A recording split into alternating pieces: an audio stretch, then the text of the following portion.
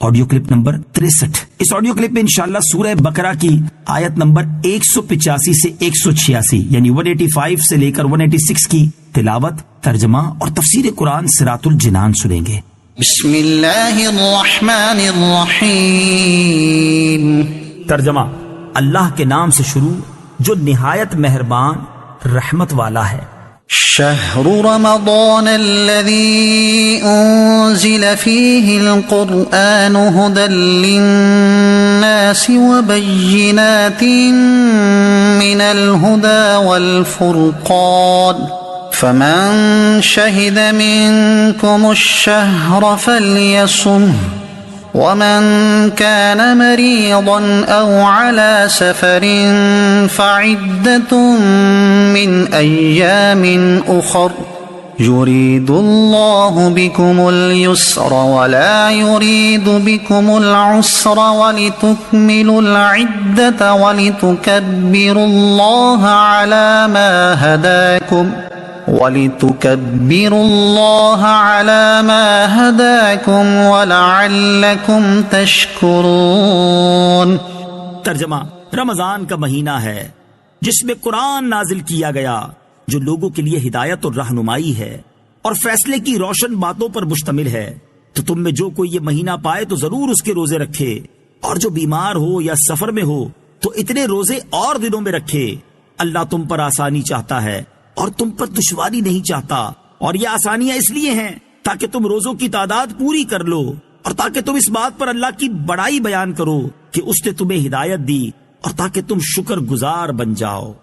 شہر رمضان، رمضان کا مہینہ تفسیر صراط الجنان میں ہے۔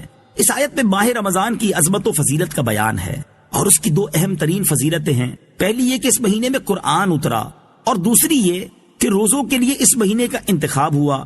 اس مہینے میں قرآن اترنے کے یہ معنی ہیں۔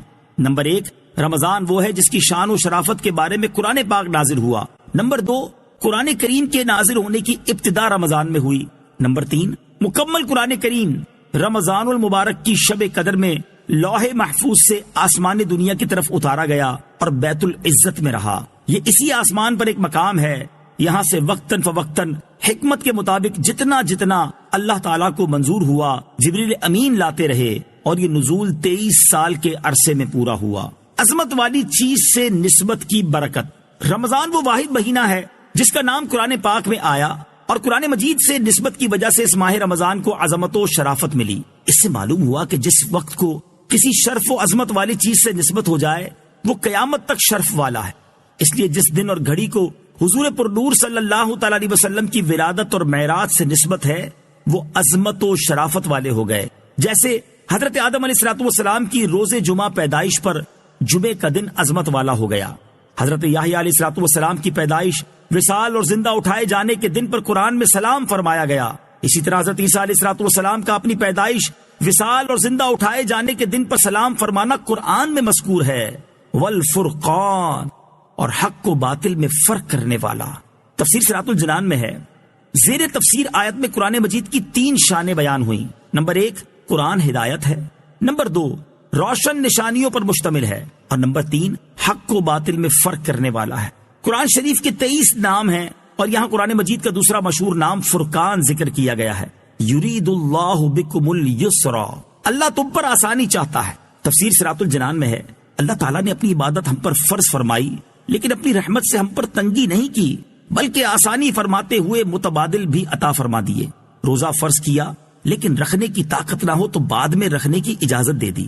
بعض صورتوں میں فدیے کی اجازت دے دی۔ کھڑے ہو کر نماز پڑھنے کی طاقت نہ ہو تو بیٹھ کر ورنہ لیٹ کر اشارے سے پڑھنے کی اجازت دے دی۔ 1 مہینے روزے کا حکم فرمایا تو 11 مہینے دن میں کھانے کی اجازت دے دی، اور رمضان میں بھی راتوں کو کھانے کی اجازت دی، بلکہ سحری اور افطاری کے کھانے پر ثواب کا وعدہ فرمایا۔ گنتی کے چند جانوروں کا گوشت حرام قرار دیا تو ہزاروں جانوروں پرندوں کا گوشت حلال فرما دیا۔ کاروبار کے چند ایک طریقوں سے منع کیا تو ہزاروں طریقوں کی اجازت بھی عطا فرما دی۔ مرد کو ریشمی کپڑے سے منع کیا تو 20 قسم کے کپڑے پہننے کی اجازت دے دی۔ الغرض یوں غور کریں تو آیت کا معنی روزے روشن کی طرح ظاہر ہو جاتا ہے کہ اللہ تعالی ہم پر آسانی چاہتا ہے اور وہ ہم پر تنگی نہیں چاہتا۔ وَلِتُكْمِلُوا الْعِدَّةَ، اور تاکہ تم گنتی پوری کرو۔ تفسیر صراط الجنان میں ہے گنتی پوری کرنے سے مراد رمضان کے 29 یا 30 دن پورے کرنا ہے، اور تکبیر کہنے سے مراد یہ ہے کہ اللہ تعالیٰ نے تمہیں اپنے دین کے طریقے سکھائے تو تم اس پر اللہ تعالیٰ کی بڑائی بیان کرو اور ان چیزوں پر اللہ تعالیٰ کا شکر ادا کرو۔ وَإِذَا سَأَلَكَ عِبَادِي عَنِّي فَإِنِّي قَرِيبٌ أُجِيبُ دَعْوَةَ الدَّاعِ إِذَا دَعَانِ فَلْيَسْتَجِيبُوا لِي وَلْيُؤْمِنُوا بِي لَعَلَّهُمْ يَرْشُدُونَ۔ ترجمہ، ارے حبیب جب تم سے میرے بندے میرے بارے میں سوال کریں تو بے شک میں نزدیک ہوں، میں دعا کرنے والے کی دعا قبول کرتا ہوں۔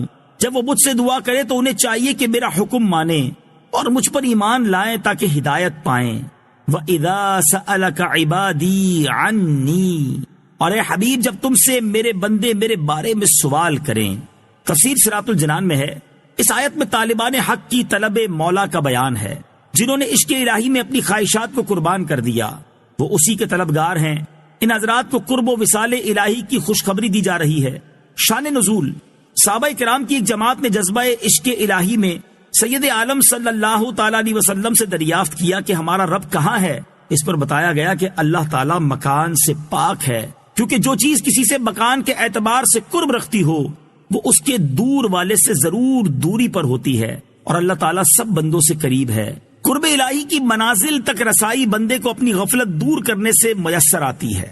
اجیب دعوت الداعی اذا دعانی، میں دعا کرنے والے کی دعا قبول کرتا ہوں جب وہ مجھ سے دعا کرے۔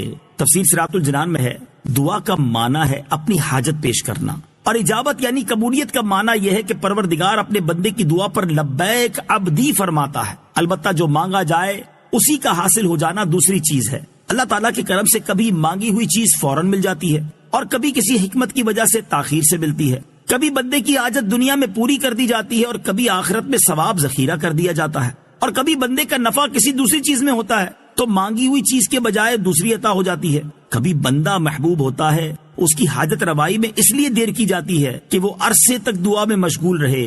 کبھی دعا کرنے والے میں صدق و اخلاص وغیرہ قبولیت کے شرائط نہیں ہوتی، اس لیے منہ مانگی مراد نہیں ملتی۔ اسی لیے اللہ تعالیٰ کے نیک اور مقبول بندوں سے دعا کرائی جاتی ہے کہ ان کی دعا کے صدقے گناہ گاروں کی بگڑی بھی سنور جائے۔ دعا کے بارے میں تفصیل جاننے کے لیے فیضان دعا کتاب کا مطالعہ فرمائیں۔